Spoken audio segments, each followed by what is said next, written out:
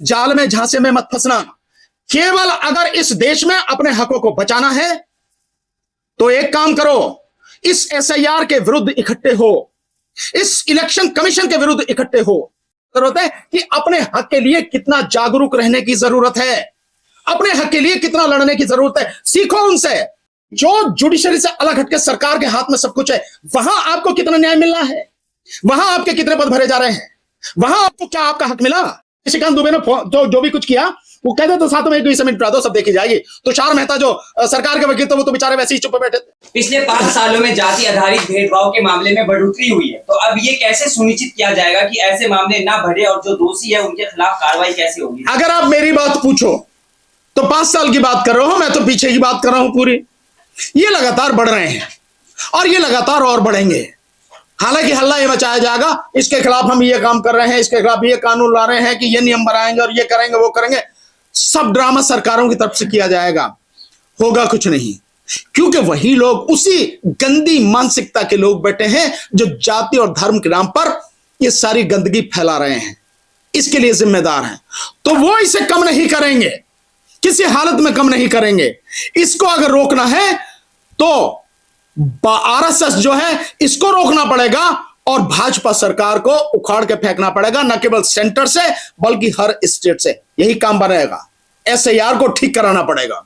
Sir, ये भी सवाल उठा रहे हैं कि सुप्रीम कोर्ट में पिछड़े दलितों के कई मामले पेंडिंग पड़े हैं। 59,000 शिक्षक भर्ती में 20,000 पदों पर घोटाला हुआ था, 1 साल से पेंडिंग पड़ा हुआ है। मध्य प्रदेश का 27% पिछड़े वर्ग को आरक्षण मिले, वह भी पेंडिंग पड़ा हुआ है। लेकिन यहाँ कल केस दाखिल हुआ और सुनवाई हुई और आदेश भी हो गया। इस पर आपकी क्या? भैया वो तो मैं पहले ही कह रहा हूं कि एसआईआर इतने दिन से पड़ा है, और आपकी जब एसआईआर बने हो रहा था, एससी के जो केस पड़े हैं, एसटी के जो केस पड़े हैं, ओबीसी के, उनमें सुनाई, उसके लिए टाइम है सुप्रीम कोर्ट के पास में, अदालतों के पास में। क्या कमाल बात कर रहे हो यार। सुप्रीम कोर्ट का, हाई कोर्ट का इतना कीमती समय इन बेकार के लोगों पर आप खर्च करने की बात कर रहे हो? नहीं है टाइम। जो पेंडेंसी है एससी एसटी ओबीसी के केसेस की, माइनॉरिटी के केसेस की, ये और पेंडेंसी रहेगी। और मुझे यह कहने में दिक्कत नहीं है कि जब आपके इस एससी समाज के सीजेआई आए, वो कुछ नहीं करके गए, तो तुम दूसरे से क्या करोगे? दूसरे से क्या उम्मीद करोगे जब तुम्हारा अपना आदमी करके नहीं गया? वो तो न्याय कर सकते थे ना, ये तो बता ही सकते थे कि ये सब कुछ क्यों पड़ा है। जब वो नहीं करके गए, किससे उम्मीद करोगे आप? सब ऐसे ही पेंडिंग पड़े रहेंगे। हमारे देश में सीजेआई पे जूता फेंक जाता है, तो क्या इनको जातिवाद क्यों नहीं दिखाई देता है इन लोगों को? भैया जब जिस पे जूता फेंका उसे ना दिखाई दिया, जो उसके साथ में 2 बैठे उन्हें ना दिखाई दिया? वो तो कार्रवाई कर सकते थे ना, क्योंकि जिसने जूता फेंका आप व्यक्तिगत रूप से माफ कर सकते थे सीजेआई गवाही साहब, लेकिन वो तो न्यायिक पालिका पर जूता फेंका गया था, उसके अनुसार तो आपको कार्रवाई करनी चाहिए थी उस व्यक्ति पर। नहीं करी कार्रवाई। जो साथ में 2 जज बैठे थे उन्होंने भी कार्रवाई नहीं करी। तो भैया ये ऐसे ही होगा, क्योंकि तुम आज भी उनकी नजर में शूद्र ही हो। तुम अपने आप को चाहे पहलवान मानते रहो, कुछ भी, हकीकत यह है कि तुम शूद्र ही हो। अगला नंबर कह रहे हैं कि एससी एसटी एक्ट खत्म किया जाएगा, ये जो है जो एट्रोसिटी एक्ट है 1989 वाला। हाँ, अरे तो इसके साथ ही कर देना चाहिए था सुप्रीम कोर्ट में यार, उन्हें लगानी चाहिए थी याचिका। भैया इसे कर रहे हो, लगे हाथ इसे भी मिटाते चले जाओ, अभी हो जाता सारे काम। काहे को देर कर रहे भाई? बचाई क्या है एससी एसटी एक्ट में? एससी एसटी एक्ट को बेकार कर दिया सुप्रीम कोर्ट ने पहले ही, और उससे भी ज्यादा बेकार कर दिया जो नेताओं ने। और नेताओं में भी नाम लेते में शर्म लगती है क्या? सबसे पहले माननीय बहन जी मायावती जी ने उत्तर प्रदेश में एससी एसटी एक्ट को बेकार किया जब उनकी सरकार आई, उन्होंने किया ना। इसे कहने में क्या दिक्कत है? तो तुम्हारे अपने नेता बर्बाद करते हैं, अपने नेता खराब करते हैं, तो औरों से क्या गिला है? तो मैं तो यही कर रहा हूं कि गलती करी सवर्ण समाज के लोगों को यार, इतना तो हल्ला मचाई रहे, उन्हें भी लिया थे 2 लाइन लिख के इसे भी निपटा दो। तो उसने निशिकांत दुबे ने जो भी कुछ किया वो कहते तो साथ में इसे निपटा दो, सब देखी जाएगी। तुषार मेहता जो सरकार के वकील थे वो तो बेचारे वैसे ही चुप बैठे थे, क्योंकि बोलते बोलते थक गए, बहुत बोलते थे। जातिवाद का शिकार हुए थे आईपीएस पूर्ण कुमार हरियाणा में, उन पर भी ऐसे ही आरोप लगवाए गए थे। भाई एक आईपीएस पूर्ण कुमार क्या है?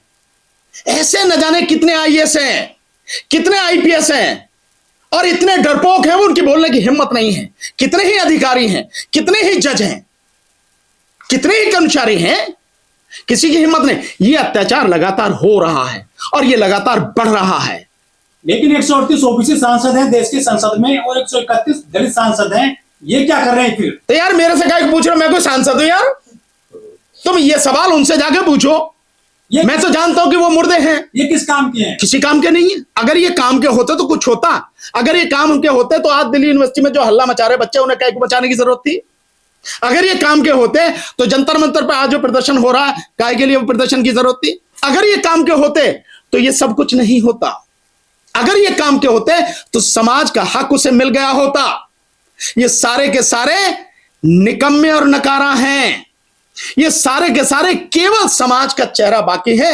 ये सब कुछ उन्हीं के लिए काम कर रहे हैं। और ज्यादा पढ़ना हो तो बाबा साहब डॉक्टर अंबेडकर ने जब पूना पैक्ट लागू हुआ और उसके बाद 1937 में जो चुनाव हुआ, उसके बाद जो बाबा साहब ने कमेंट किया उसे पढ़ लो। और मान्यवर साहब काशीराम जी ने चमचा युग जो लिखा है उसे पढ़ लो, सब पता लग जाएगी। लेकिन यहाँ पर 1919 में 1928 में भी ऐसे नारे लगाए गए थे, go back commission, go back commission, 3 फरवरी 1928 को। ये ऐसे ही लोग विरोध कर रहे हैं कानून का शुरू से ही। तो कोई नई बात है भाई मेरे, ये तो सही बात है यार। जब भी उन्हें लगेगा कि उनके हक पे कहीं कुछ भी, थोड़ी सी भी कहीं कुछ ऐसा लगता है कि शंका हो सकती है, तो वो हल्ला मचाएंगे। क्यों मचाएंगे? वो जागरूक है, उनसे सीखो, उनसे समझो। आप उनसे ये जाने, सारी चीजें सीखने की जरूरत है कि अपने हक के लिए कितना जागरूक रहने की जरूरत है, अपने हक के लिए कितना लड़ने की जरूरत है। सीखो उनसे। अगर तुम सीख नहीं सकते तो मैं क्या कर सकता हूं या कोई क्या कर सकता भाई? यहाँ पर ज्यादा कथा नहीं कर सकता, दलित घोड़ी पर नहीं चढ़ सकता। ये कैसा देश बनता? अरे दलित को घोड़ी पे चढ़ने की जरूरत ना, घोड़ी पे क्या चढ़े, कार पे चढ़े यार। काय को जरूरत है घोड़ी पे चढ़ने की और कथा करने की? यादवों से कितने कहा कथा करो। कथा करने का मतलब यह है कि तुम अपने आप को मानते हो कि तुम हिंदू हो, जबकि तुम हिंदू नहीं हो, तुम शूद्र हो।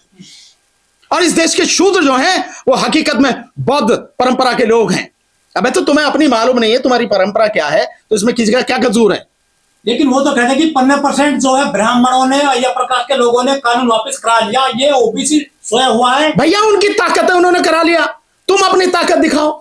तुम्हारी कोई ताकत नहीं है, तुम्हारा कोई नेता नहीं है, तुम्हारी कोई आवाज नहीं है, तुम्हारा कोई संगठन नहीं है। तुम्हें समझ नहीं है किस तरह से लड़ा जाए, तुम्हें समझ नहीं है कि इस देश में किस चीज की जरूरत है, इस देश में सबसे बड़ी जरूरत किस बात की, कुछ तुम्हें समझ ही नहीं तो क्या करोगे? सर एक और मामला है जो मजदूरों से जुड़ा है। घरेलू कामगारों के न्यूनतम वेतन की याचिका पर सीजीआई सूर्यकांत ने कहा है कि देश में कितनी औद्योगिक इकाइयां ट्रेड यूनियनों की वजह से बंद हुई है। जरा हकीकत बताइए, ट्रेड यूनियन की नेता औद्योगिक विकास रोकने के लिए काफी हद तक जिम्मेदार है। इस टिप्पणी को आप कैसे? भैया ये तो बात तुम जो असली मुद्दा है उससे अलग हट गए, इधर उधर को मत खींचो। सर देश में जो है ना चीज असली उसी पर हो। दूसरी बात यह है कि उन्होंने पूछा है ना, तो आने दो, जवाब आने दो। जब जवाब आएगा उसकी टीका टिप्पणी तब करेंगे।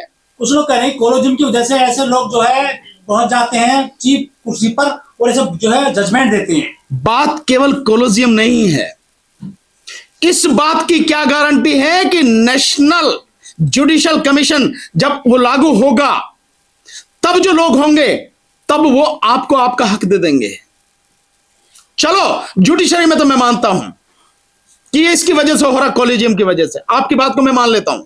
लेकिन क्या मुझे जवाब दे देंगे कि जो जुडिशरी से अलग हटके सरकार के हाथ में सब कुछ है, वहां आपको कितना न्याय मिल रहा है, वहां आपके कितने पद भरे जा रहे हैं, वहां आपको क्या आपका हक मिला, बता सकते हो क्या आप? नहीं।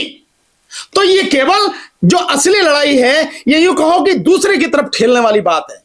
मैं मानता हूं कि ये कॉलेजियम की वजह से हो रहा है, लेकिन कॉलेजियम से भी कहीं ज्यादा बड़ी बात है ये जो खोपड़ी है ना ऊपर की है, इस खोपड़ी में जितनी गंदगी भरी है, इससे मानसिकता कैसी है, इससे बात होती, नीयत कैसी है, इससे काम होता है। लेकिन जब ये नीयत ही खराब होगी तो चाहे कॉलेजियम हो तो भी यही होगा, कॉलेजियम ना हो तब भी यही होगा। लेकिन कानून मंत्री जो मेघवाल है वो किसकी बात करा? कानून मंत्री मेघवाल गुलामों की बात कर रहा है यार। कानून मंत्री को दिखाई नहीं देता क्या हो रहा है? ये कहां बैठा कानून मंत्री, कहां सो रहा वो कानून मंत्री? कानून मंत्री के हाथ में तो कानून से संबंधित, न्याय से संबंधित इतनी सारी चीजें हैं, कहीं उसने कुछ किया? मोदी के पीछे खड़ा रहा है आके, वो मुडासा बांध के मोदी के पीछे खड़ा रहा है आके। राइट हैंड है मोदी जी के। हाँ राइट हैंड है, तो ऐसी तो रखे गुलाम बढ़िया बना के, राइट हैंड, जैसे वो कहेगा मोदी वैसे करेगा। कुछ और पूछना? दलित, ओबीसी और जितने माइनॉरिटी के जितने भी वरिष्ठ नेता हैं जो प्रतिनिधित्व करते हैं अपने समाज का, सभी नेताओं की प्रतिक्रिया मिलीजुली सी आई है कि हम इसका सुप्रीम कोर्ट का जो आदेश जो किया है उसका उसे देखेंगे, स्वागत करेंगे। हाँ, स्वागत कर रहे हैं। स्वागत कर रहे हैं। हाँ, तो आप कैसे मतलब देखते हैं? तो यही तो अंतर है नेताओं में और मुझ में, कि वो जिस पार्टी के गुलाम हैं, जिस पार्टी के बंधुआ मजदूर हैं, वो उस पार्टी की भाषा बोल रहे हैं, और मैं वो भाषा बोल रहा हूं जो समाज की भाषा है, जो न्याय की भाषा है, जो संघर्ष की भाषा है, जो सच है, मैं वो बोल रहा हूं। तो फिर इस समाज के लिए आप क्या कहना चाहेंगे? और मैंने कह तो दी, सारी बात तो कह दी मेरे समाज को, भाई मेरे इस जाल में झांसे में मत फंसना।